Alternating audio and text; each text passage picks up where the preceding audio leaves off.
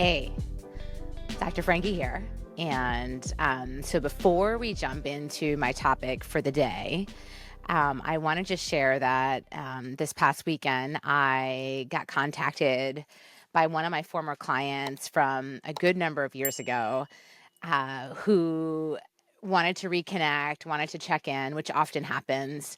I'll work with folks pretty closely, intensely for a while, whether it be a few weeks, a few months, a few years, and then they go off on their own and they practice the skills and they do life and then come back for tune up, check in, and so forth. And this client is just like, it's amazing. One, I'm so honored and touched when folks come back around to connect with me and to share about how everything we had worked on, so many aspects of it actually really have made such a major difference in their lives that they were able to really integrate it into a new way of seeing things, of living, choosing purposefully about sort of how they spend their time, where they, who they share their energy with, where they want to be, how they want to see things.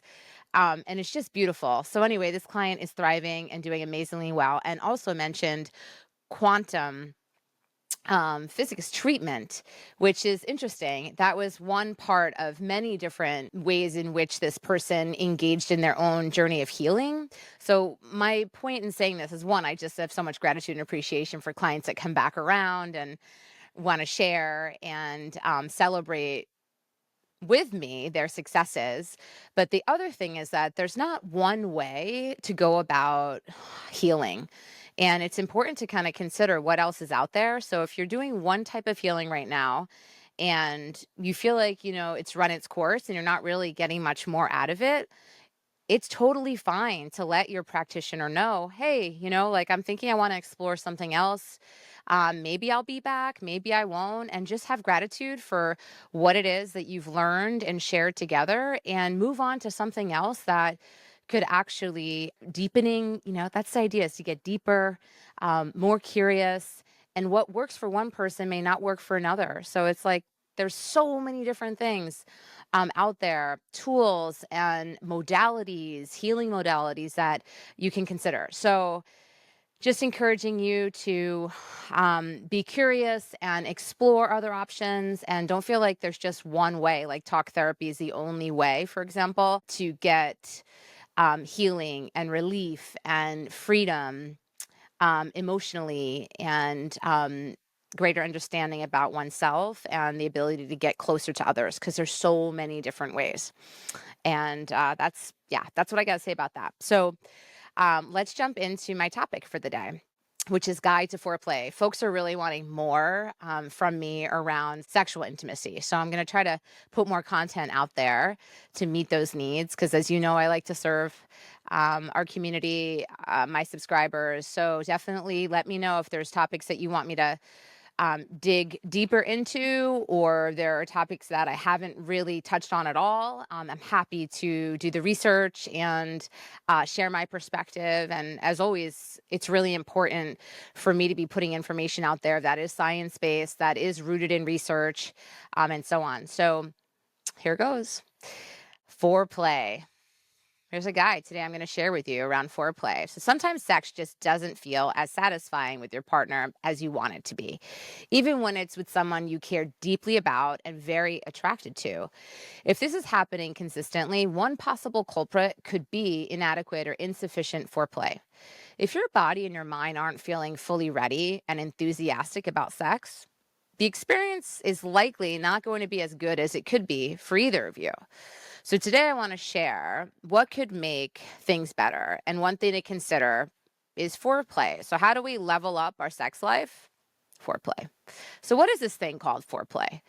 In basic terms, foreplay includes the activities leading up to sex. Anything you and your partner do together to relax, to get turned on, and to actually warm into the experience, or otherwise get into the rhythm of actually having sex. Often foreplay is imagined as activities leading up to intercourse or vaginal penetration, designed to make sure the person with a vulva was relaxed, turned on, and really lubricated enough to enjoy sex. For some people, like people who experience vaginismus or for whom intercourse can sometimes be painful, foreplay may be more of a necessity than for others. If you or your partner struggle with having orgasms consistently, better foreplay may also be an important factor in making orgasming easier and more accessible. Of course, we know that sex doesn't just mean vaginal penetration. So, in practice, especially for queer people, the line defining when foreplay turns into sex can get a little blurry. Foreplay is also often referenced as a physical act, making out, fondling, stimulation with your hands or your mouth before penetration. But for many people, effective foreplay is just as much about mental and emotional engagement. Talking about sex, intimacy openly, and what you like around it is so important. The first step for good sex with anyone, even casual partners, is direct communication about what you both like and what you're looking for. Whether that's a yes, no, a maybe list, which I've talked about previously, so check out that video, or just a back and forth conversation. This really helps you understand how much and what kind of foreplay your partner needs. Because there's not a one size fits all, we're all different. So don't assume what you did with your last partner is necessarily what your current partner wants to experience. For some people, a favorite fantasy might be a 15-minute quickie with a little warm up. Others might need a full hour of oral sex before they feel relaxed enough for penetration. A third person might hate receiving oral sex in any context. If you don't ask, there's no way of knowing. If something like a yes, no, maybe list feels too formal or clinical to you, sharing your favorite fantasies, even over text or email, can be a really hot and efficient way to get a feel for what the other person is most into. Building intimacy and connection. At its core, effective foreplay is about feeling comfort and ease with your partner. And the best way to do this is by having a high level baseline comfort and ease in your relationship. If you feel resentful, disconnected, and distant from your partner, then nothing you do in the bedroom is going to make you feel relaxed and fun about having sex. Working from a strong baseline of intimacy and emotional connection means putting incremental amounts of work into your relationship every single day. Yes, every day. Relationships take work. Answering each other's bids, being attuned to each other's emotional state and needs, and making a point of continuously reestablishing your mutual attraction to each other. The strongest and most effective, satisfying long-term relationships are often the ones where both partners still flirt with each other, even 5, 10, or 20 years in. When was the last time you flirted with your partner? That's something you got to think about. You don't want to get into like a monotonous relationship where like it gets really mundane and routine. You want to be touching one another. You want to be playful, silly. Foreplay can begin before you even get home if you spend the last few hours of your workday sexting them from the office. That can be sexy. Foreplay in the bedroom. Once you are in bed, foreplay can look like a range of activities that you and your partner are both into. The only real requirement is taking your time and noticing what feels good to both of you and your partner without necessarily trying, like really focusing on an outcome, like moving toward penetration or orgasm as quickly as possible. You want to not do that, right? Foreplay can look like kissing or making out, touching, cuddling, sensual massage, dirty talk, mutual masturbation, breast or nipple play, voyeurism or striptease, role playing, oral sex, using toys for foreplay, looking for more intense foreplay. Open up your options by bringing in sex toys. There's so many on the market these days, so much research out there, so many like testimonials, and you can definitely hone in on the type of toy that might enhance your experience. A favorite vibrator can heat things up really quickly and can be used on other, I always say this, like erotic zones, zones. I get tongue twisted with certain words.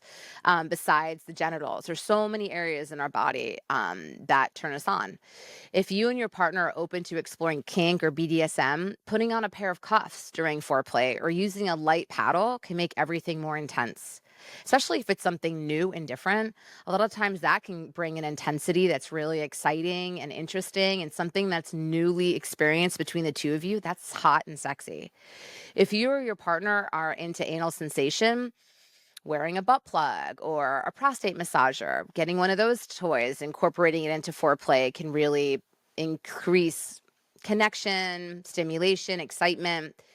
If you're into sensual massage, favorite massage oils, there's some that heat up, there's some that are flavored, there's some that are very natural, and, just gives you another way to connect. Candles, people love scents. People respond, to scents, and it can induce relaxation, desire. It can make the experience overall better. But you want to be mindful, right? Does this person like scents?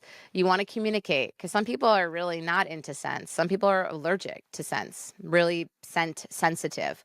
So definitely lots of things to consider. And I say spend more time playing before jumping into the full blown act of sex, because there's so much to learn about one another in this way. And also, really, when we can learn about ourselves, if we can just be really present and connected to our person, so much to learn and enjoy with one another. So thanks for being here with me today and for taking in what I'm putting out there, and for showing up to watch what is important to me, and yeah, spread the love. So if you know anybody that could benefit from my channel, from the material that I cover, please share it. Make sure to like and subscribe, and I will see y'all next week. Kisses, so much love, and I'll see you then.